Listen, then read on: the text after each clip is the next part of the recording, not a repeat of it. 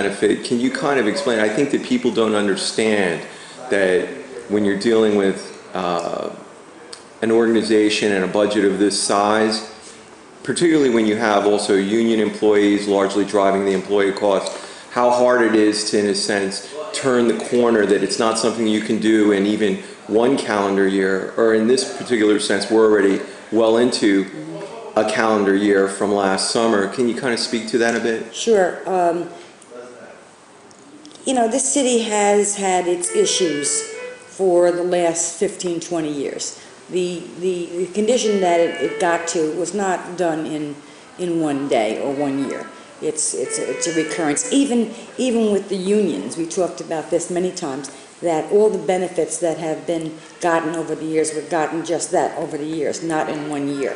And they were the result of maybe the police and fire of the union getting a little bit of money back in the 70s and 80s, and in compensation for that, they provided all these benefits. Right. Well, now we're in a situation where they're making decent money, and yet these lucrative benefits are still in their contracts. And like I said, you know, we're working very hard in negotiations to try to gain some concessions there, but you cannot, just like you can't do on the finances, you can't correct all the ills Right. that happened over 15, 20 years in 1 year. You know, our bond counsel describes it as a giant ship, you know, that you're trying to turn. You can't turn it, you know, and make a right turn. You've got to incrementally move, and that's what we're trying to do. We're trying to set the groundwork for a really good, you know, financial base, and I am extremely optimistic that once we get through this year, this is going to be a little bit rough year for us. Not as rough as last year, but still a rough year.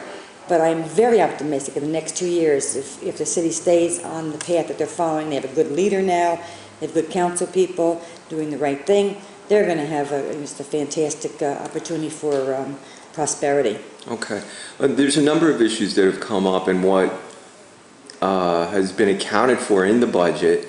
And on that note, are tax appeals factored into the current budget? Is there an allotment that you guys have put in, a number? Because I think a lot of people are trying to search through it, and we're not really able to kind of drill into that. Well, tax appeals are not necessarily handled through the budget. Tax appeals are handled in two manners. One, when you actually have to refund money to taxpayers, or two, if you give them credit on their tax account. We're in the fortunate position where most of our tax appeals are handled with credits. We only have to return cash for this year, actual refunds in cash, of about $300,000. Okay. So we will be budgeting for the $300,000 that we have to return in cash. The approximate $2 million that we have to give back in credits will actually come out of our surplus. We have an offsetting built-in surplus that we know is going to be available for that as a result of the omitted taxes, the new construction that was not added and omitted taxes, it's called. I'm not a tax collector, forgive me, that were not realized in prior years.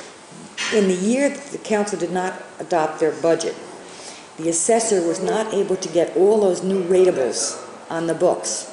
So this year, and thankfully, we have 2 years of ratables, new add-ons, and that comes to well over $3 million. Okay. So we're in good shape because that will more than compensate for the about $2 million that we have to show on the books in tax credits for tax appeals.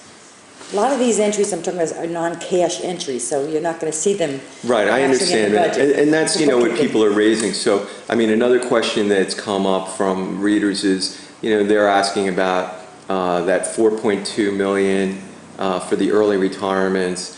Is that accounted for and budgeted in this? It is not accounted for in real cash. It's something that I'm in a discussion with council and mayor about. We have several options how we can handle that. The state offers a program by which you can pay that back over 5 years, but their rate is 8.25%. There are other ways we can do it. We can go out for our own bonding, Mm-hmm. and we can probably get between 1% and 2%. Okay. We can bond for the whole 4.2 and spread it over 5 years.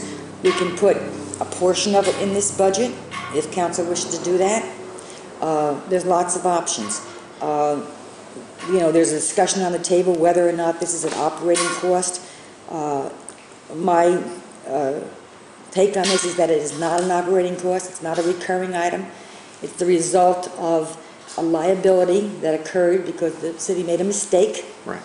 And it's not for 1 year. It's for several years. Several years liability for all those young employees that retired. Right. Much earlier than they would have. So my recommendation is to spread it over multiple years so that the taxpayers don't take a hit on this 1 year. It's not going to affect just 1 year, it's going to affect several years, so several years of taxpayers should take the hit equally. No, that's good. But I'm in consultation with council, and we'll review the options and see what works best for everyone. Okay.